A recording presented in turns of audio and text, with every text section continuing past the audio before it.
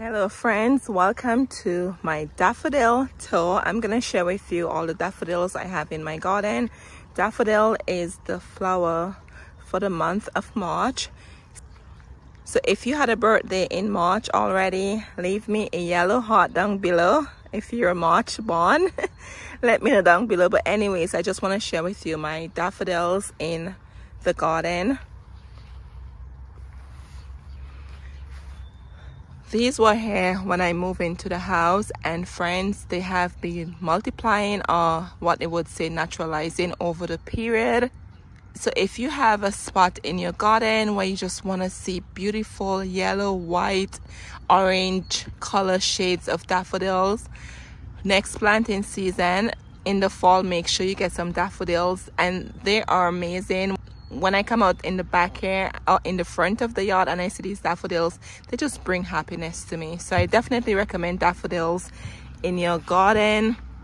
But look at these, friends, they come in all different colors, sizes. They even have the ruffle daffodils, they have the double looking daffodil, and they are great as cut flowers. They last very long in the vase. I would say probably 3 weeks. I've tested them before and they probably last maybe 3 weeks in your vase. Just make sure you change the water out every couple of days. And whenever you plant these, make sure you keep in mind they will multiply underneath the ground. Last year they weren't this much here, and look at this year. So if I want, I can dig these up, but I'm not going to. I just love the show they're giving. I just love it, love it, love it. I love how they look. But just keep that in mind wherever you decide to plant them. They do naturalize underneath the ground. Or if you have a very large spot in the garden, or you have like an area that's really large and you don't want to spend too much money buying bulbs every year. Anyway, so let's go around and see what other daffodils I have. Look how pretty they are. I just love them. And then over here, these I planted in fall. I thought these were mixed, but apparently these sets are just yellow.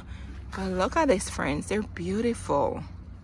Look at that. And the stalk is really, really long. Do you see that?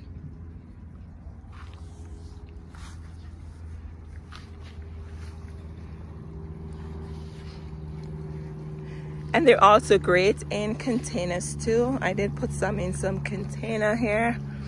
Let me show this to you. Look at that. Look how pretty these are.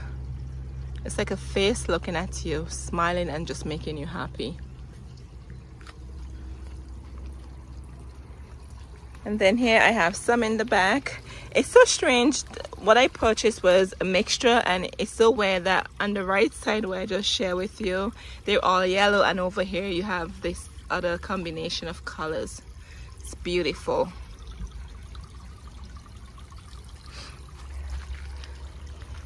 And here I have more on this side. Friends, when your daffodils are done blooming, I know it's gonna look a little messy. What I do, I just take a rubber band from the dollar store, buy a pack of them, and I just wrap the foliage like a ponytail and wrap it all the way to the ground, and then tie the rubber band all the way around it, so that way it doesn't make your garden look messy, so to speak. And friends, it's been a few days since I did the video, and I came to the back and look what I saw here.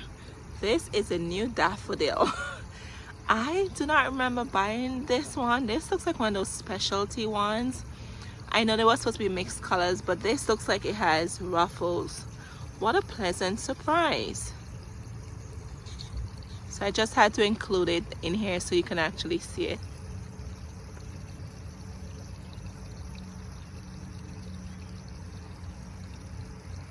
It looks like popcorn, doesn't it? Buttered popcorn.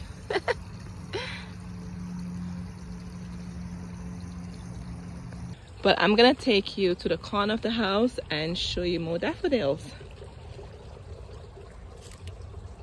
Alright friends, so this is the corner of the house, the side of the house I should say. And here, nothing grows here, okay? When I moved in, there was nothing but rocks, and I noticed there were some daffodils peeping up. So I just put more rocks in here, and I created my hens and chick clean, as you can see there. I have a video I'm working on and I'll share these with you in that video. They're hens and chicks, they're succulents. Anyways, but strangely these daffodils just keep coming back up every year. Okay, easy to grow in any soil. Okay, I'm telling you, there's nothing but rocks underneath here, and these daffodils are just multiplying every year. I was so surprised when I saw these a couple of weeks ago. I said to myself, who planted these here? Because last year one or two came up, but it was not this much, and I was so excited about this, friends. Look at that.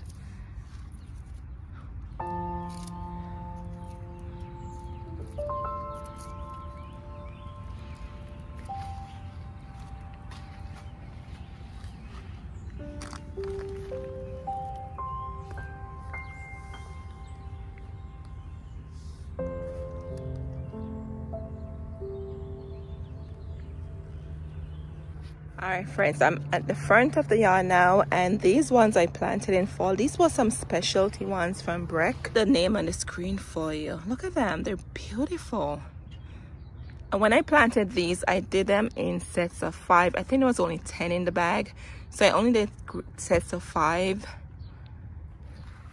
So you always want to make sure you plant your bulbs in a odd number so it looks more pleasing to the eyes. But I'm very impressed with these. They look much smaller than the other ones in the back, as you can see. But look at the blooms on here. Look in the center, friends.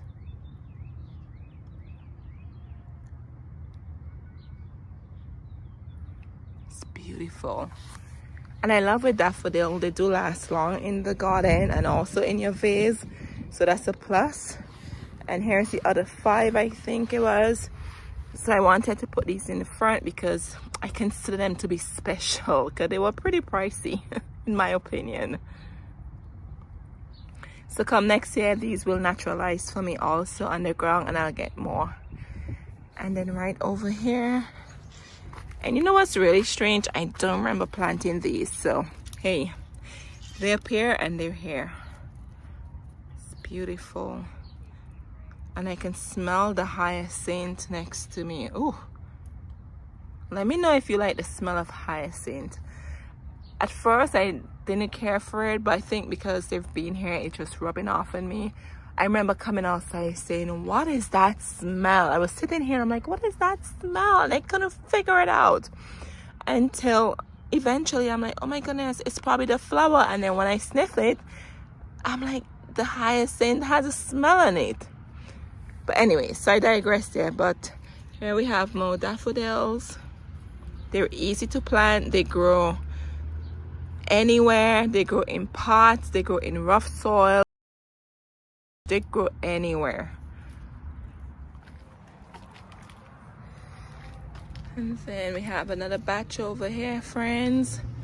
I am so in love with daffodil that I think I'm gonna go try to get different types to plant in the garden. I've seen bricks, they sell all different type, like orange with red, like different, meaning they're so unique. So maybe for the next planting season, I'll definitely keep my eyes out to add more of these to the garden, friends. They're beautiful, they're easy maintenance. I'm going to do a video sharing with you how to take care of the spring bulbs, like the daffodils, the hyacinths, and the tulips. But if you have daffodils in your garden, friends, and they already bloomed for you, just simply cut off the tip of the spent bloom. Do not cut off the foliage, okay? Very important.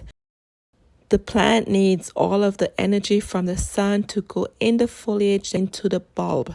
So do not cut off the foliage from your daffodils. Only cut off, or snip off I should say, the spent bloom, and that way it will not create a seed head for you.